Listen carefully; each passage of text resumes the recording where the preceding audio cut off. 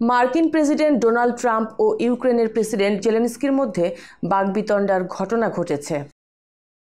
28 ফেব্রুয়ারি white হাউসে এক বৈঠকে ট্রাম্প ও যুক্তরাষ্ট্রের ভাইস প্রেসিডেন্ট জেডি ভ্যান্সের সঙ্গে জেলেনস্কির এই বাকবিতণ্ডা হয়। বৈঠকের এক পর্যায়ে হোয়াইট হাউস থেকে বেরিয়ে যান জেলেনস্কি। এরপরই সামাজিক যোগাযোগ মাধ্যম এক্সে দেওয়া এক পোস্টে ট্রাম্প ও যুক্তরাষ্ট্রকে 4 বার ধন্যবাদ জানান তিনি। ওই পোস্টে জেলেনস্কি লেখেন, ধন্যবাদ যুক্তরাষ্ট্র, আপনাদের সহায়তার জন্য ধন্যবাদ, এই সফরের জন্য ধন্যবাদ। যুক্তরাষ্ট্রের প্রেসিডেন্ট, কংগ্রেস ও আমেরিকান জনগণকে ধন্যবাদ। ইউক্রেনের ন্যায্যতা ও স্থায়ী শান্তি প্রয়োজন, আমরা ঠিক সেই লক্ষ্যেই কাজ করছি। রাশিয়ার সঙ্গে চলমান যুদ্ধ বন্ধ নিয়ে যখন আলোচনা তুঙ্গে, তখন শান্তি প্রক্রিয়ার বিষয়ে ট্রাম্পের সঙ্গে আলোচনা করতে হোয়াইট হাউসে যান জেলেনস্কি। বৈঠকে জেলেনস্কি প্রকাশ্যই রাশিয়ার প্রেসিডেন্ট ভ্লাদিমির পুতিনের প্রতি ট্রাম্পের নরম দৃষ্টিভঙ্গি নিয়ে তাকে চ্যালেঞ্জ করে বসেন।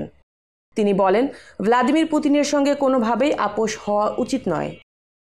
ওদিকে ট্রাম্প বলেন, পুতিন একটি চুক্তি করতে চান, রাশিয়ার সঙ্গে শান্তি চুক্তি করতে চাইলে ইউক্রেনকে কিছু ছাড় দিতে হবে।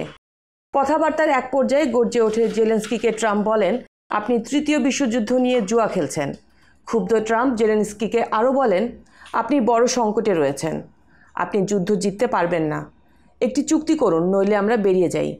এ সময় জেলেনস্কিকে আরও কৃতজ্ঞ হতেও বলেন তিনি। ঘটনা এখানেই থেমে থাকেনি। মার্কিন ভাইস প্রেসিডেন্ট জেডি ভ্যান্স জেলেনস্কিকে অভদ্রও বলে বসেন। বিভিন্ন সংবাদ মাধ্যমের হোয়াইট হাউস সংবাদদাতারা এ বৈঠককে উত্তেজনার এক নজিরবিহীন মুহূর্ত বলে বর্ণনা করেছেন। দুই দেশের দুই শীর্ষ নেতার এমন আচরণে, বিশেষত রাষ্ট্রীয় শীর্ষ পর্যায়ের বৈঠকে যাবতীয় কূটনৈতিক শিষ্টাচারকে জলাঞ্জলি দেওয়ার এই ঘটনায় গোটা বিশ্ব স্তব্ধ হয়ে গেছে বলা যায়।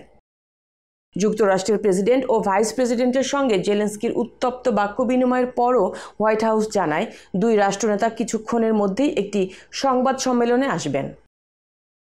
সেখানে ইউক্রেনের খনিজ সম্পদ নিয়ে একটি চুক্তিতেও সই করবেন তারা। কিন্তু এর কিছুক্ষণ পর হোয়াইট হাউস থেকে সেই সংবাদ সম্মেলন বাতিল করার কথা জানায়। এরপর জেলেনস্কি ও তার সঙ্গে থাকা ইউক্রেনের অন্য কর্মকর্তারা হোয়াইট হাউস থেকে বেরিয়ে যান।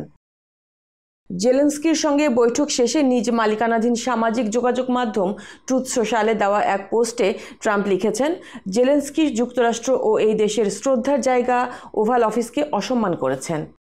যেদিন তিনি শান্তির জন্য প্রস্তুত হবেন, সেদিন আবার হোয়াইট হাউসে ফিরে আসতে পারেন। এদিকে ট্রাম্প এবং জেলেনস্কির বৈঠক উত্তেজনা ও বাকবিতণ্ডায় পণ্ড হওয়ার জন্য জেলেনস্কিকেই দায়ী করেছে রাশিয়া।